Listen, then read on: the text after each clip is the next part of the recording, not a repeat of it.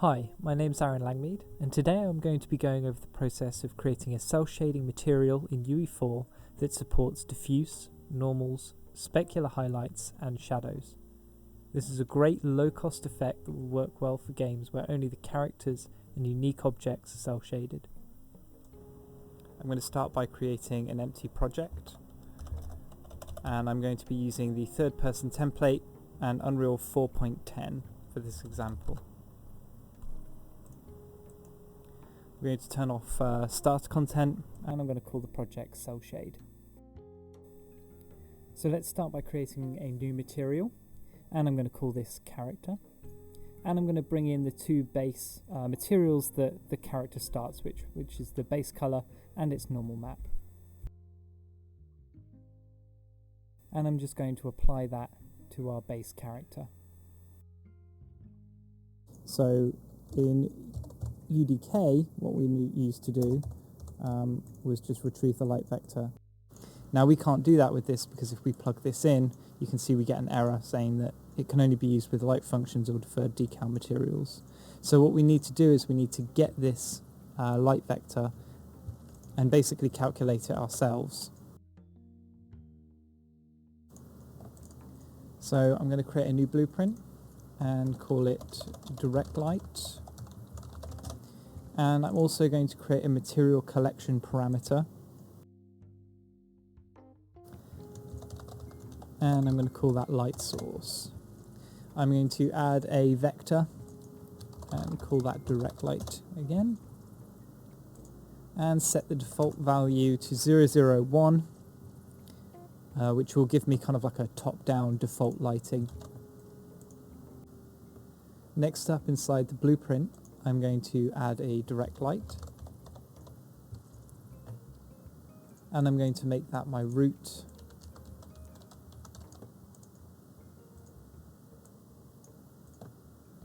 And I'm also going to add an arrow component so I know which direction my light source is facing. I'm going to go to our construction script, and I'm going to get my directional light and get the forward vector of that object.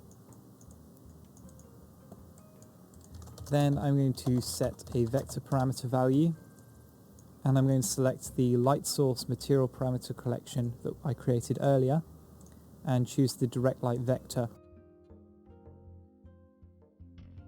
Plug that into my construction script and set the value to be the forward vector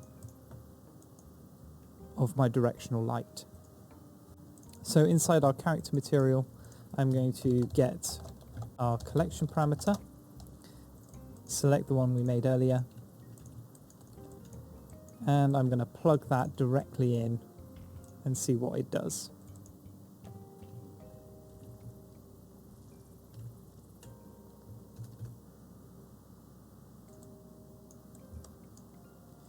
So you can see now, as we move the light source, the actor changes color. So we know that this is accurately telling us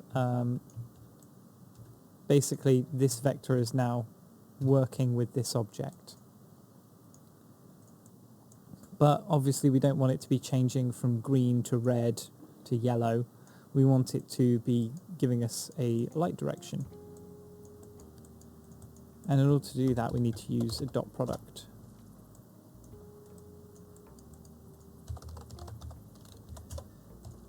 So I'm going to create a dot product between our directional light source and our vertex normals in world space, and plug that in. Now you can see that this comes up with an error, and that's because this is a float 4, which includes an alpha channel. So we need to mask out that alpha channel.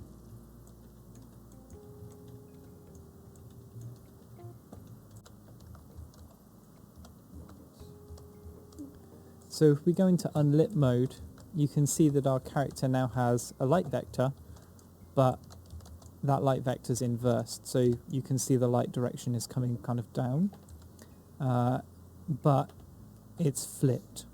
So basically we need to invert this forward vector to get the correct lighting output. So in order to do that, I'm going to multiply this value by a float, which will be -1.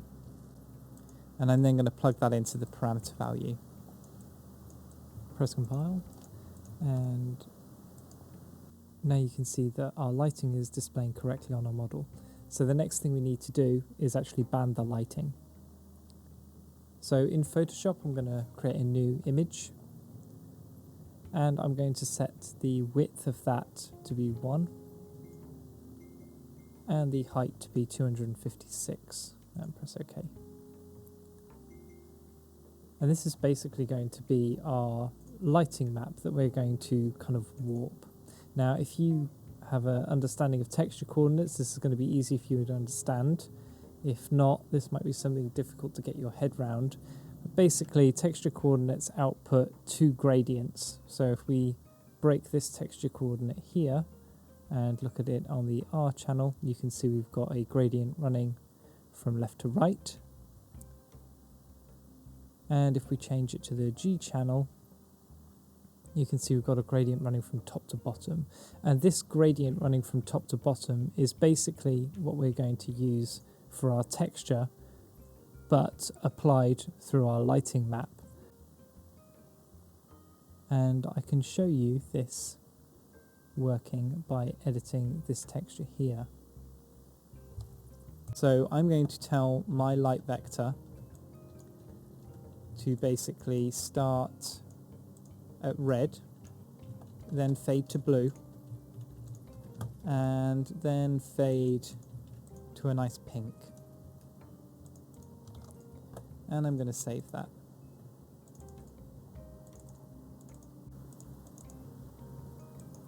So there's a few things we need to do to this texture before we can use it properly.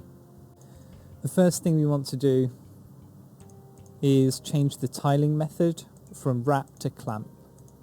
The reason we want to do this is because we don't want this texture to loop back round, and what it will usually mean is you'll get kind of a little white bit where the top of your lighting is kind of wrapping round to the bottom of your lighting. So we want to clamp this so that this value stops here and stops here. We also want to turn off sRGB, and we want to set our compression settings to masks. So now we've set up this texture correctly, what we need to do is put this into here so that we can wrap it round our lighting model. So I'm going to drag this in,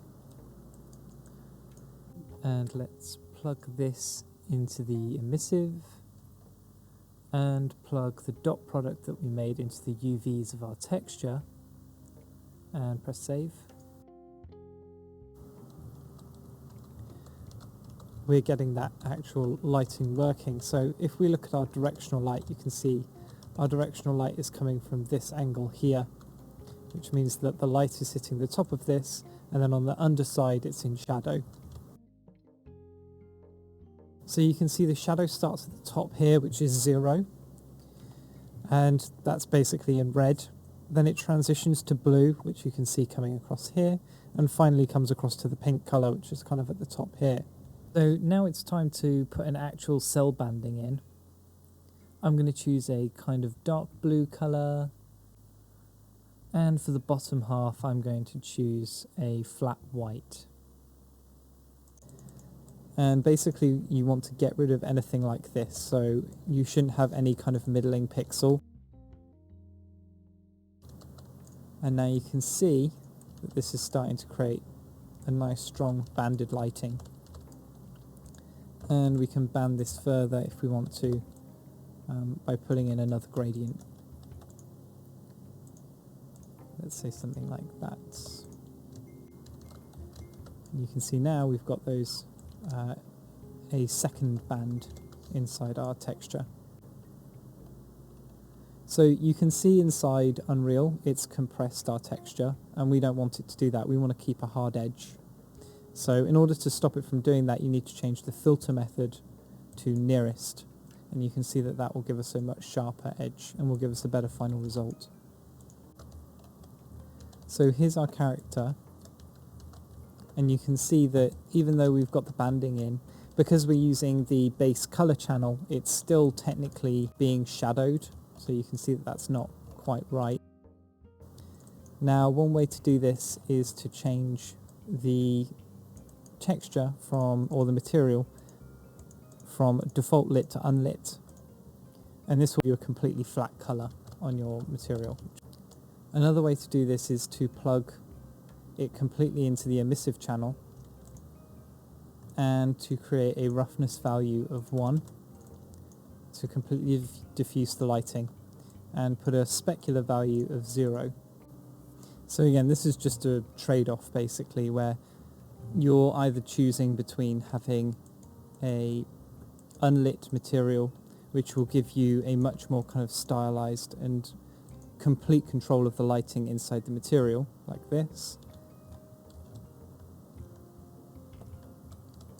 or you're using the default lit and basically just trying to override it as best you can.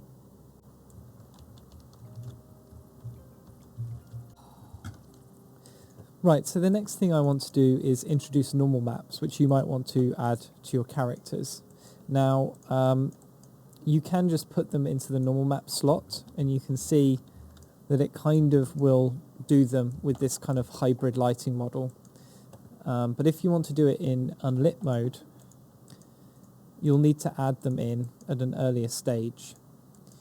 So first of all, I'm going to add our diffuse in, and that's a really simple multiply with our light source and plug into the emissive.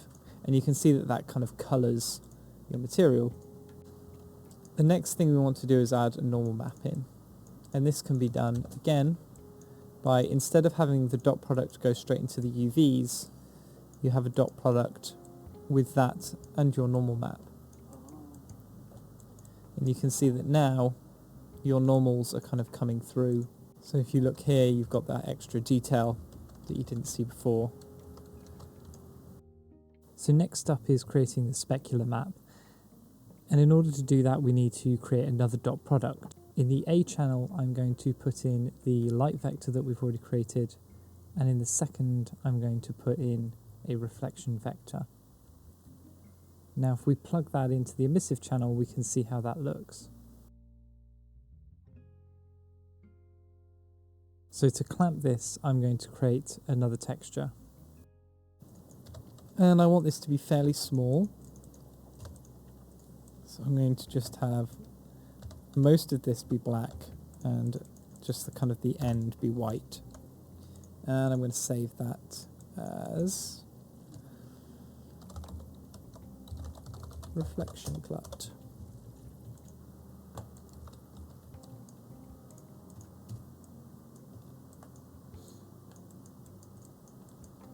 And I'm going to plug that in. So you can see again we've got a slight error here where our lighting's not quite working, and the reason for this is because we haven't clamped this texture or changed any of the settings. So we just need to go through that, make sure it's set to clamp, turn off sRGB, set the compression, and change the filtering method to nearest. Now we just need to change our sample type in our object to masked. And I'm going to add this to our final output and plug that in.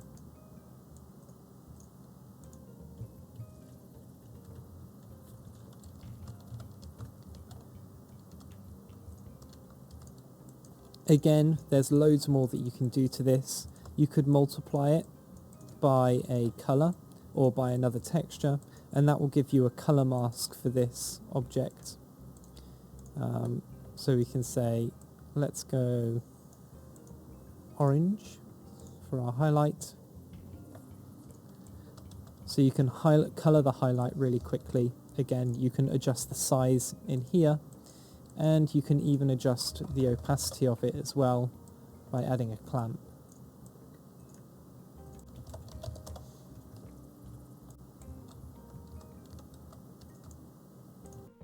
Now you can see we've run into one last problem which I'm going to be going over, and that's that our character doesn't receive shadows.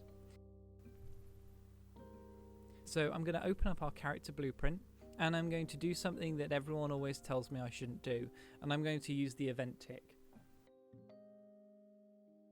So what I'm going to do is use a line trace by channel, which is basically going to draw a line from my start point to my end point, and if it hits anything, it will return the value of that, and it will return various information about it. So my start location is going to be my actor's location, so I'm just going to right click and choose Get Actor Location. There we go.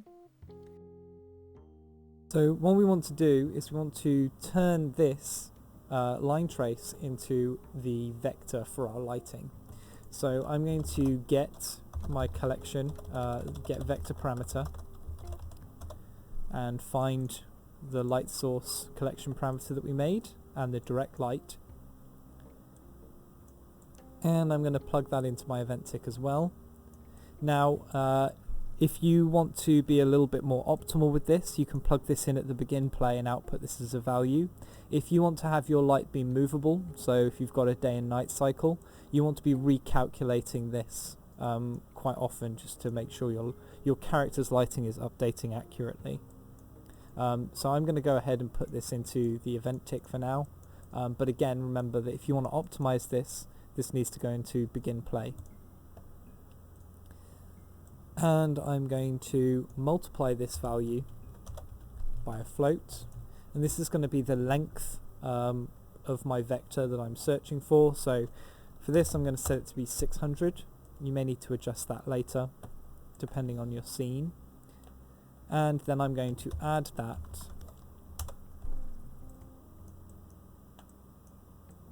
to my actor's location. And what that will do is it will get this vector, multiply it up, and then set it to be at my actor's location, but offset by whatever this number is, and in this direction. So if I plug that all together, press save and play, you should be able to see that now I'm getting a reasonably accurate line from where my directional light source is. If I walk into shadow, it will hit the object that is shadow casting, which basically gives me a binary value of whether my character is in shadow or not. So what I'm going to do is, we have an unused variable in our vector parameter, which is our alpha. So I'm going to set a vector parameter, which is going to be our light source and our direct light. And I'm basically going to retrieve this alpha value here,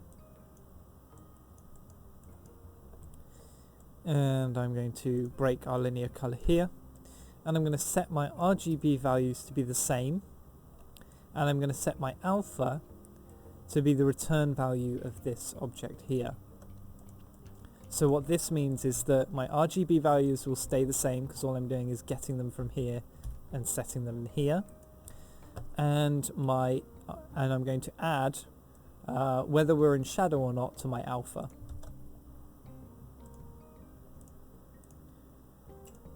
So let's go back to our material, and now if I create a new mask, and in fact I'm going to copy this whole thing across,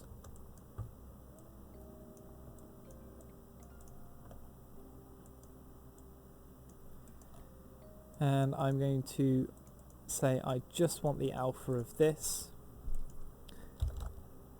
and I'm going to plug a lerp in here. Now there are some things that I want to keep and some things I don't. So I still want my base color to be in here, but I want to change this output. So I'm going to plug my current lighting map into this and carry the multiply on. But I'm also going to take this texture sample here, which is this, and plug in a 0 into the UVs. And what that will do is it will basically pick the absolute top pixel, which is in shadow, and it will do that.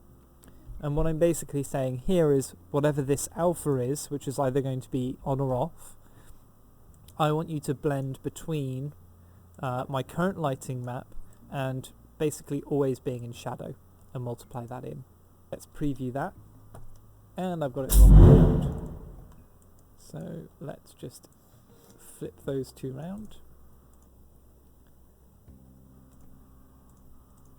So there we go, we are in light and we're okay. We hit shadow and our entire character goes blue. But we've still got reflections, so we need to get rid of those reflections as well. So I'm going to just copy this mask and I'm going to plug this in here.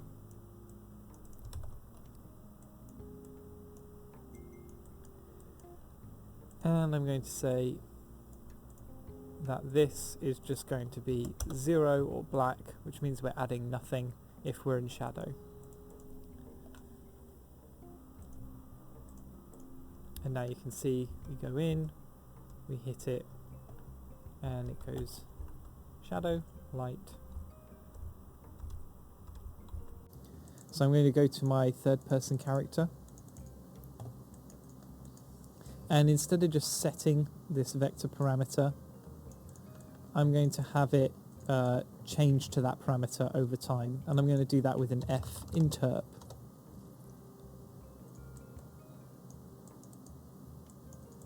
So I'm going to get my current and set this as my target. Get the world delta seconds and plug that into delta time. And set my interp speed to something like 5. And now, when we go into shadow, you can see that it kind of transitions. And that's it. I hope you found this tutorial useful. If you have any questions or comments, then please do leave them in the comments section below. I'd love to see what you come up with using this technique, so make sure you link anything that you make and send it over to me. I'd really like to see how you get on.